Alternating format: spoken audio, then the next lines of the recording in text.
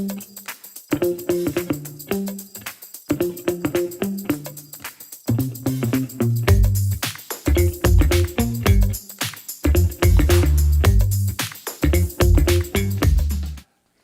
and welcome to segment 4 of our series entitled America Under Fire, The Old Guy Speaks.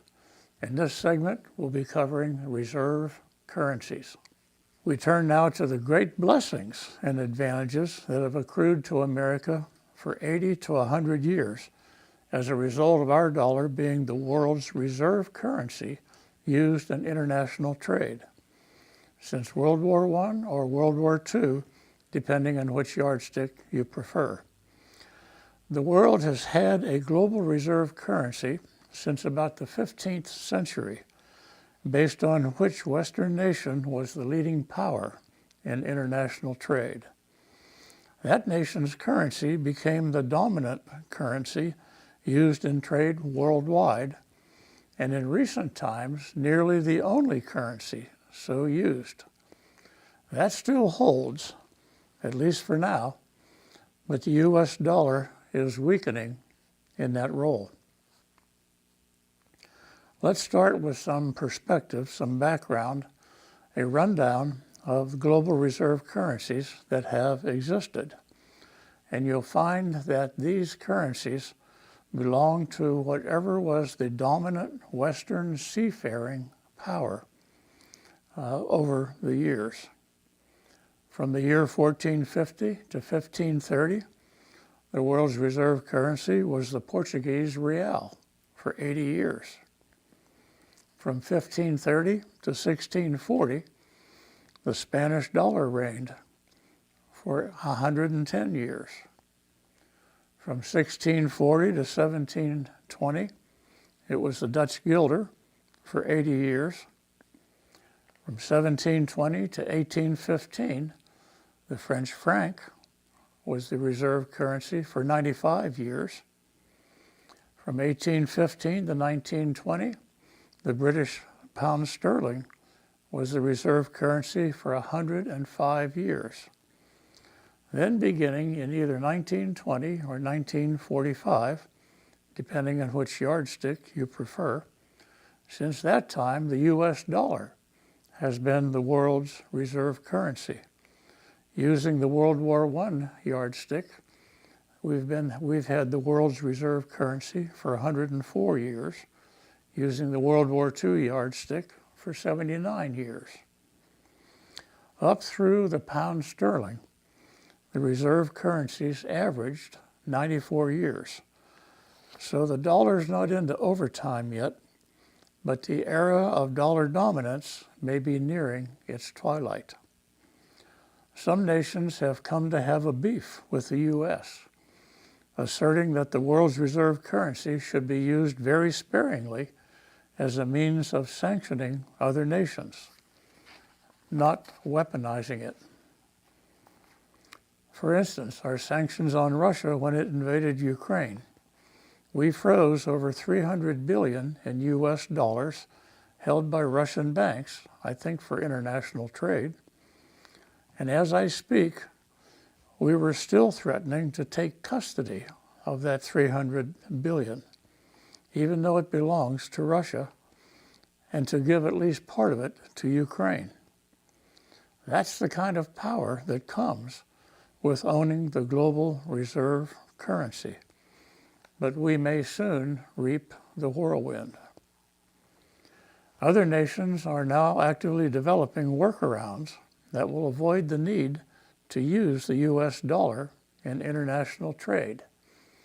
This is known as de-dollarization. For example, in March of 2023, the 10 nations of the Association of Southeast Asian Nations, ASEAN, Indonesia, and 9 others, agreed to abandon the use of the dollar for trade among themselves. But the leading example of de-dollarization in international trade is the BRICS nations, BRICS, meaning Brazil, Russia, India, China, and South Africa. Together, they constitute about 30% of global GDP, which is impressive in itself. And they've been collaborating with 19 other nations to reduce their reliance on the US dollar by creating a new global trade settlement currency that I believe will be digital. At their August 2023 meeting, the BRICS admitted 6 of those 19 nations to BRICS membership: Argentina, Egypt, Ethiopia, Iran, Saudi Arabia, and the UAE, United Arab Emirates. So we now have 11 BRICS Plus nations and 13 other direct collaborators developing those workarounds. It's projected that by 2030, the BRICS Plus and the developing economies will surpass the combined GDP of the Western nations. I personally see handwriting on the wall. Having the world's reserve currency greatly enriches a nation and has made our U.S. standard of living the best in human history, but has also allowed the U.S. to run budget deficits for decades to spend more than it takes in. De-dollarization just on its own will make America less wealthy. Federal Reserve Chairman Jerome Powell is quoted as stating in June of 2023 that, quote, a U.S. CBDC could help maintain the dollar's international standing. Now, that could potentially be true, and it could be a positive, but only if the U.S. creates a new CBDC for use solely in international trade. But spurred on by that success, you can bet that the Fed and the Treasury Department would seek a congressional blessing to unleash a CBDC to replace all the dollars in our accounts, with the catastrophic consequences as stated earlier. The CBDC symptoms are starting to show. We're seeing businesses become cashless, taking credit or debit cards only. At some major sports venues, you'll now see reverse ATMs, where you must exchange your cash for a debit card. And I've read that a U.S. company has been awarded a patent for a machine of that type, a reverse ATM, to exchange your paper money for electronic money. And it has an interesting feature: a built-in shredder or other device that will permanently destroy the paper dollars you inserted. Advocates would say, well, that makes sense by not increasing the amount of currency in circulation.